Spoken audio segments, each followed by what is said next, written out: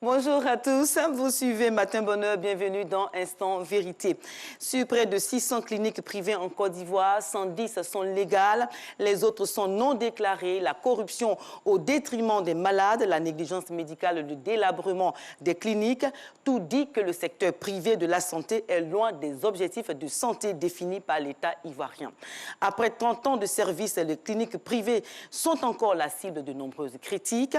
Selon les Ivoiriens, ces établissements de santé sont partagés entre les soins de qualité et le profit. Interrogé sur ces questions, le patronat du secteur privé de la santé pointe du doigt la méconnaissance du secteur. Que se passe-t-il exactement dans le secteur privé de la santé? Les cliniques sacrifient-elles les malades sur l'autel du gain? Mesdames et messieurs, les Ivoiriens peuvent-ils encore se faire soigner dans les cliniques privées? Pour en débattre, nous avons sur le plateau de Instant Vérité, Dr Joseph Boguifo, médecin, spécialiste ORL, chirurgien cervico-facial. Il est le président de l'Association des cliniques privées de Côte d'Ivoire. Il est aussi le président du secteur privé de la santé. Bonjour, docteur Boguifo. Bonjour. Bienvenue à Instant Vérité. Merci beaucoup de nous avoir invités à votre émission. Bien. Alors, docteur Joseph Boguifo, vous êtes médecin et depuis 14 ans, vous êtes le président de l'Association des cliniques privées de Côte d'Ivoire. Vous connaissez bien le secteur privé de la santé. Vous avez une longue expérience en la matière. Alors, quel est le bilan de l'apport des cliniques privées en matière de santé en Côte d'Ivoire? Merci beaucoup pour la question. Mais je veux dire d'abord que quand je vous ai entendu, j'ai eu mal au cœur. J'ai eu vraiment mal au cœur. Vous savez, nous sommes dans un pays où vous ne savez pas ce que le secteur privé fait comme sacrifice. Bien, les Ivoiriens ne le savent pas. Alors, on va y arriver. Donc, oui. Quel est le bilan de l'apport des cliniques privées en Côte d'Ivoire en matière de santé? Alors, ce bilan est très simple. Aujourd'hui, nous contribuons à plus de 40% de l'offre de soins. Sur à peu près 4000 lits, le secteur privé apporte à lui sur près de 1500 lits en Côte d'Ivoire. Nous avons les meilleurs plateaux techniques pour assurer les diagnostics de qualité. Nous avons les meilleurs centres équipés pour pouvoir faire des soins de qualité. C'est de nombreux investissements. Vous comprenez?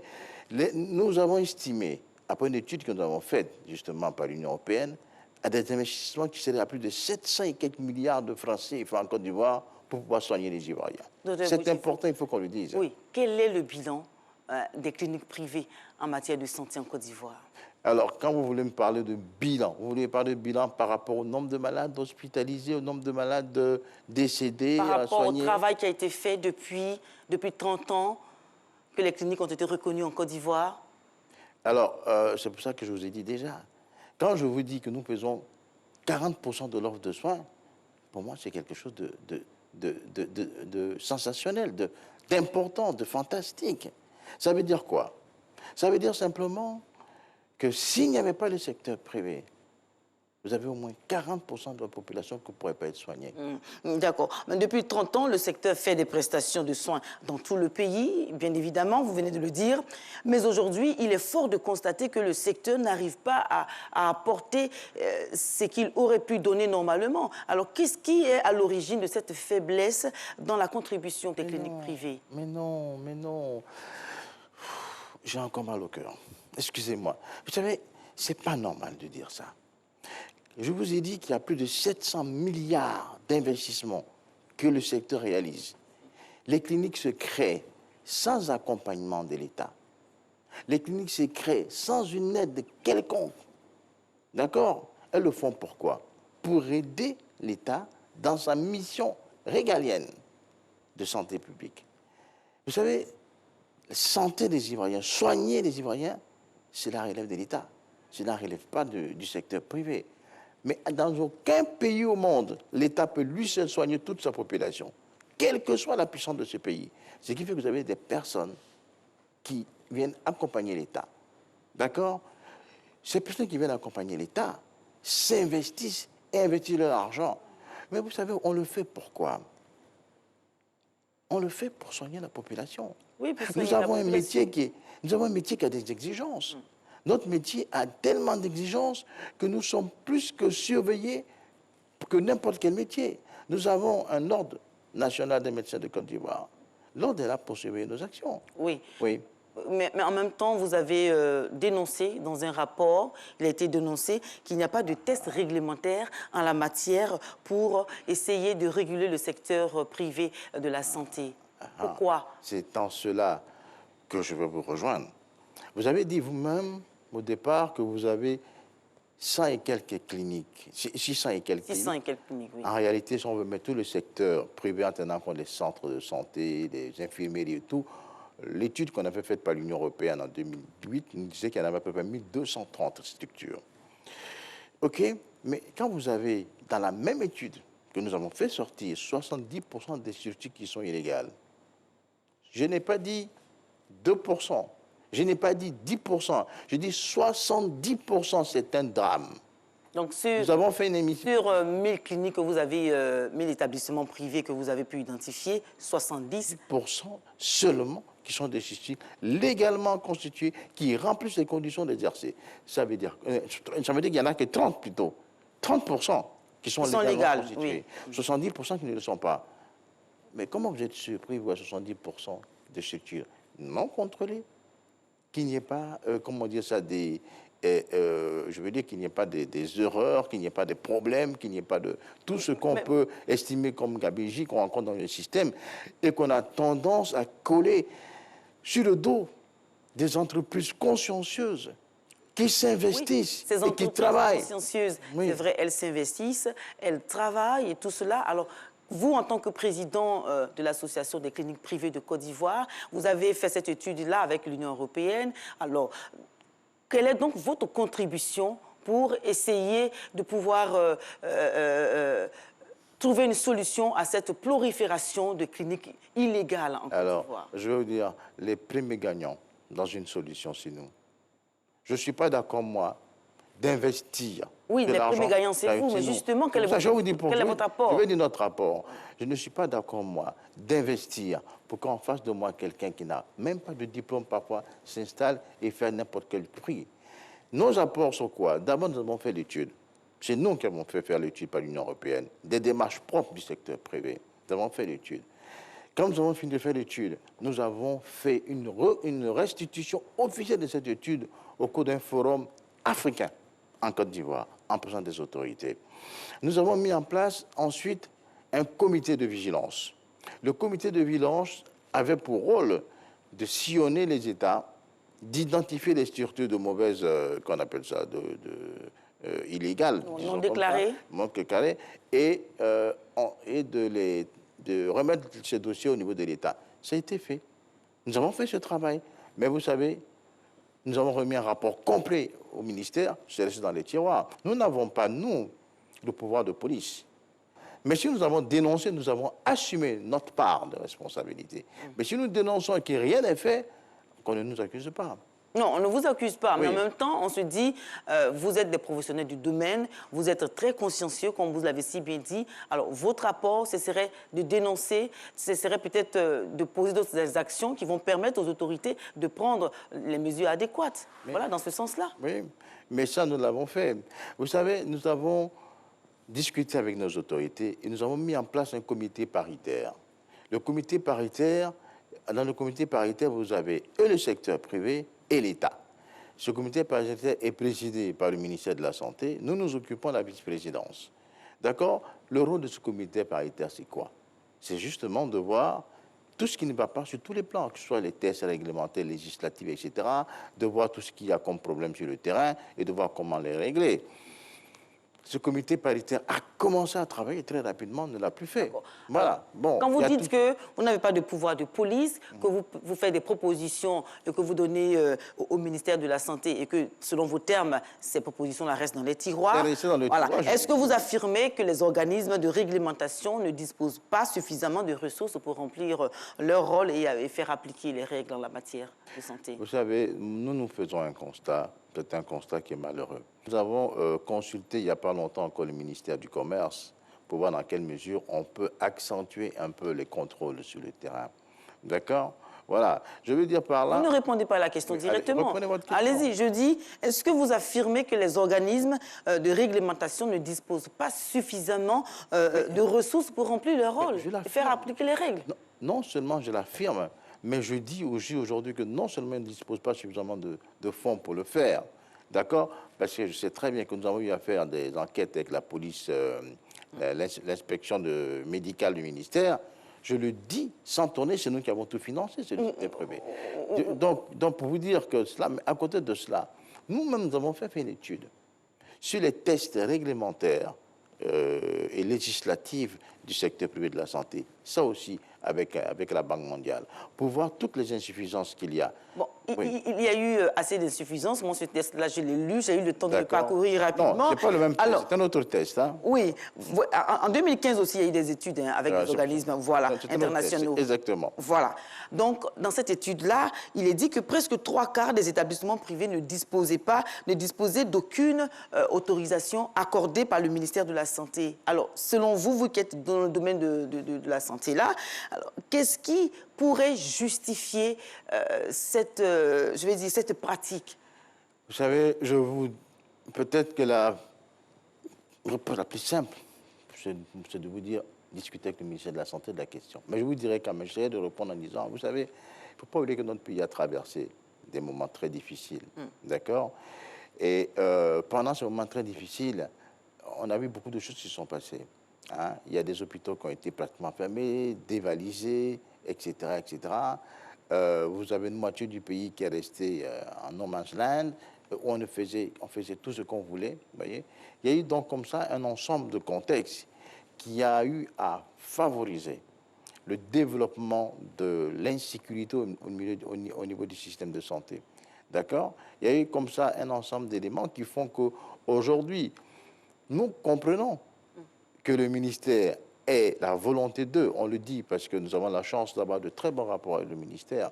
Le ministère a la volonté d'eux, mais le ministère n'a pas les moyens de sa politique. Mais le ministère n'a pas les moyens de sa politique. Alors, en même temps, c'est vrai, il y a cet aspect-là qui est assez important, mais les populations, les Ivoiriens, ont de nombreuses critiques à l'encontre des cliniques. Notamment, il y a le fait que ces cliniques-là mettent toujours les moyens financiers, l'argent, avant même les prestations. Comment pouvez-vous expliquer cela? Puisque la santé n'a pas de prix, pourquoi faut-il payer avant d'être soigné?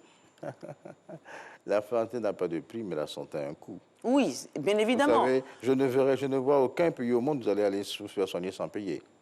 Oui, nous sommes d'accord là-dessus. Oui, mais le fait est que le malade arrive, il est vraiment mal en point, mais on lui demande 1 million de francs CFA, 2 millions avant d'être soigné. Comment il est fait? Vous savez, on regarde tous le niveau émergent de l'iceberg. Il y a un problème dans le fond qui est sérieux qu'il faut prendre en compte. Je ne suis pas d'accord, je vais vous expliquer. Vous qui êtes en face de moi, lorsque vous êtes malade, vous n'allez pas dans le secteur public. Oui ou non? Vous allez dans le secteur privé. Pourquoi? Parce que d'abord, il y a une déficience dans ce secteur. Vous arrivez dans le secteur privé, vous ne payez pas votre consultation. C'est une assurance derrière qui paye. Vous ne payez pas. Est-ce que vous savez après, quand vous êtes parti, comment ça se passe? Vous savez si je suis payé? Vous savez si je dois courir derrière votre société d'assurance 1 an avant de me faire payer? Comment je fais face à mes charges? Il y a tout un ensemble de problèmes qui méritent que nous fassions... Quels sont les problèmes que vous rencontrez? Expliquez-nous clairement. C'est ce que je suis en train de dire. Dites-nous, parce que pour les Ivoiriens, ils veulent savoir, en fait. C'est important pour eux de savoir ce qui se passe exactement dans les cliniques privées. Pourquoi, quand on va, le médecin ou l'infirmier ou même la sage-femme nous demande d'abord 10 000 francs, 20 000 francs avant d'être soigné? Dites-nous. Alors, je vais vous dire, c'est très simple. Lorsque vous voulez aller dans un secteur, quelque part, vous devez connaître les règles qui régissent ce secteur. Si je décide, moi, d'aller acheter une bouteille de coca, je dois savoir où on la vend et quel est le coût. Et je prépare mon argent et j'y vais. Lorsque vous arrivez dans un établissement privé, la première des choses, vous êtes pris en charge à 100%, on ne vous demandera pas 1 franc, je vais même à couper. Vous êtes pris en charge qu'à 80%, à ce moment, vous devez payer 20%. Payez au moins vos 20%. Mais vous n'avez pas... on les paye après. On ne les paye pas avant d'être soignés. Voilà, c'est ça le problème des Ivoiriens. Je vais vous expliquer quelque chose. C'est ce qu'ils posent comme problème. Non. Il ne faut pas dire ça. Quand vous dites ça, vous savez, non, je vais vous dire quelque chose. Vous savez, il ne faut pas favoriser une médecine au rabais. Oui. La médecine a un coût. Je suis désolé. Même vous qui êtes là, si vous avez quelque chose que vous vendez, vous avez vos principes. Oui, si il y a vous les pouvez, principes, on est alors si vous d'accord pouvez, là-dessus. vous venez. Si vous ne pouvez pas, vous ne venez pas. Alors, On ne vous oblige pas à venir dans le privé. Mais si vous venez, venez au moins avec la caution. mais Mais en fait, comment bon sang, expliquez-vous... Je vais vous expliquer. Oui. Parce que moi, admettons, je vous donne un exemple très simple. Vous arrivez chez moi, votre hospitalisation coûte 1 million de francs CFA. D'accord? Vous n'avez pas donné un franc. Mais j'ai payé, moi, tous vos médicaments à la pharmacie. J'ai payé, moi, tout le laboratoire, je les ai payés. Oui. J'ai payé tout ce qu'il fallait pour vous soigner. Je les ai payés, sortis de ma poche, j'ai payé. Vous n'avez toujours pas sorti un seul franc. Maintenant, je vais voir votre assurance pour me faire payer. Elle va dire qu'elle ne va pas rembourser ça, parce qu'elle estime que je ne vais pas faire ça, je ne vais pas faire ci. Et ensuite, je vais les payer au bout de 3-4 mois. Vous dénoncez là le paiement non effectif des prestations de soins par les mutuelles, oui encore par les assurances. Je dénonce le fait Oui. qu'il y a un problème sérieux au fond de tout ça qu'il faut prendre en compte. Je dénonce le fait qu'aujourd'hui, vous avez beaucoup de personnes qui savent très bien qu'ils n'ont pas de l'argent pour aller se faire soigner dans le privé. Ils y vont parce qu'ils ne savent pas où aller. Ils vont et ils pensent que quand ils vont y être, ben, c'est la santé, que ce soit gratuit. Ils y vont. Mais ce n'est pas normal, je suis désolé. Docteur Bodifo, Oui. il pense que c'est vrai, je n'ai pas d'argent, mais parce que ma santé est prioritaire, elle est primordiale, je vais d'abord dans une clinique, on me soigne et après, on me demande de payer et je verrai comment payer. Mais on ne me dit pas, c'est vrai, tu es venu, tu es malade, mais paye d'abord. Vous voyez? Voilà. Comment l'Ivoirien pense? Je vais vous dire quelque chose que vous ne savez pas, mais il faut pas favoriser ça. Pendant longtemps en Côte d'Ivoire, il n'y avait pas de tiers payant. Hein. Vous venez vous payer d'abord. Quand on a fini de vous soigner, vous allez régler sur votre assurance ou votre société.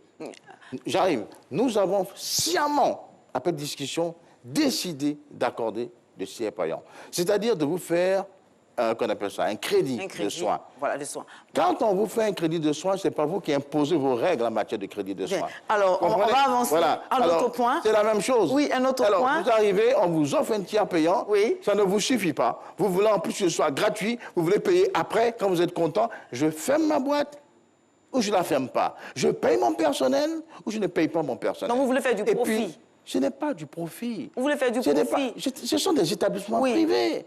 Non, mais enfin, je suis désolé. Vous avez une société X. Vous serez d'accord que je viens prendre des marchandises chez vous et que je ne paye pas? Ou bien que je paye à tempérament? Mais alors, qu'est-ce qui se passe?